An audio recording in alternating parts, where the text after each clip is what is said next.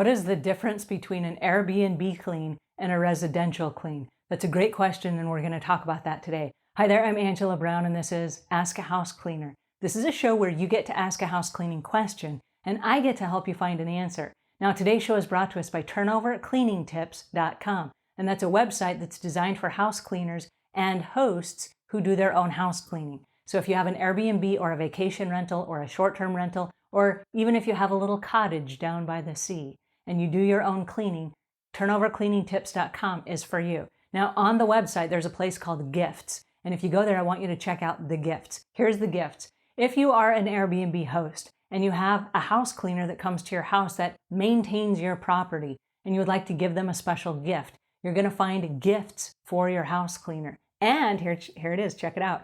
If you are a guest and you've stayed at an Airbnb and you fell in love with your host because they were so fantastic to you, you can buy a gift for your host on turnovercleaningtips.com in the gifts section. So there's some super cool stuff. Very unusual, eclectic, unusual, odd, eccentric, fun, and zany gifts. So check it out, turnovercleaningtips.com. All right, on to today's question from Sybil, who asks this.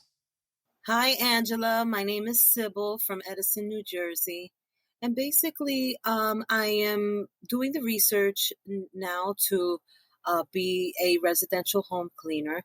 And my question for you is basically, I need to know a little bit more about the difference between what you call Airbnb and I think regular cleaning. I'm sorry, forgive me if I sound naive on the subject. It's because I am. So please, can you explain that to me a little bit more? Thank you. All right, so what is the difference between an Airbnb clean and a residential clean? Let's talk, before we talk about the differences, let's talk about the similarities.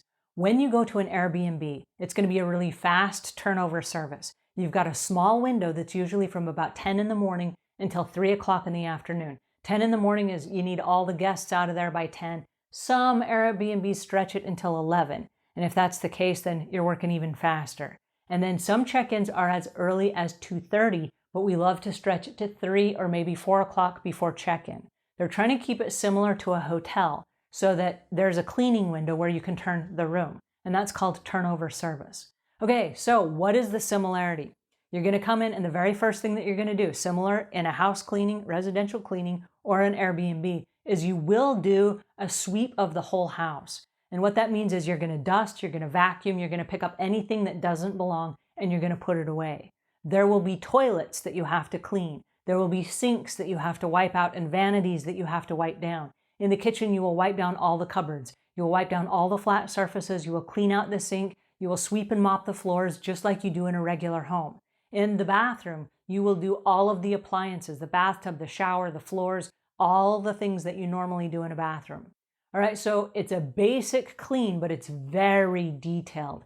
And the difference in the turnover cleaning is it's like super detailed. And so when you walk in, do not be surprised if a host or a superhost has a long list of things that they need you to do.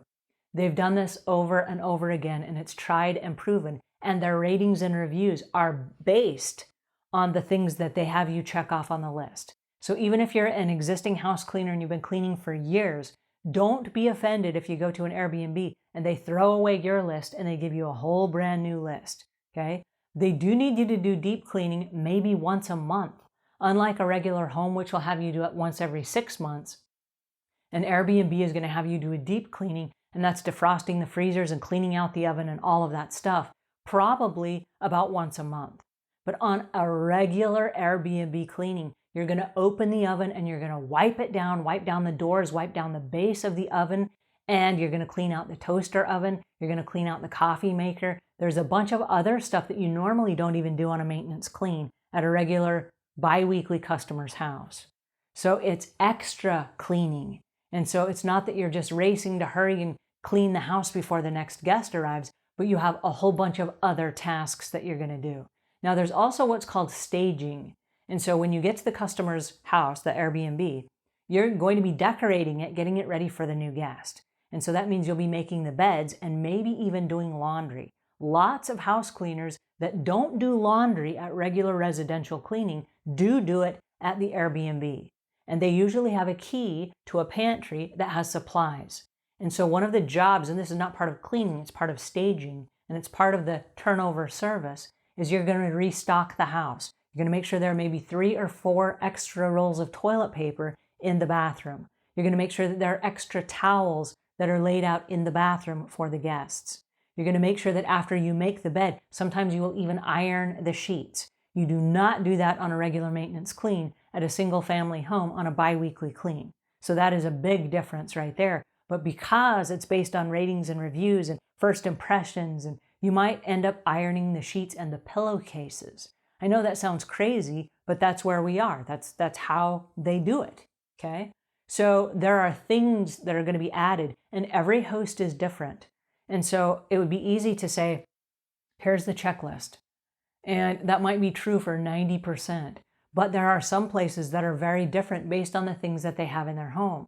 And so you want to talk with every single host that hires you and say, hey, can you shadow me on a job the first time so that I know exactly how you like things set, and if you want towels turned a certain way, and if you roll up a little towel on the top, how you lay it so that it's displayed perfectly for your guests. Because the host, through you, they're putting on a show.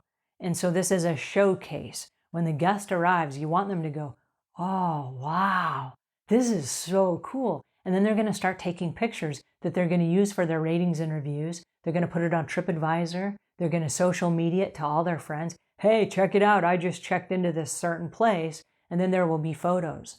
So it is a showcase.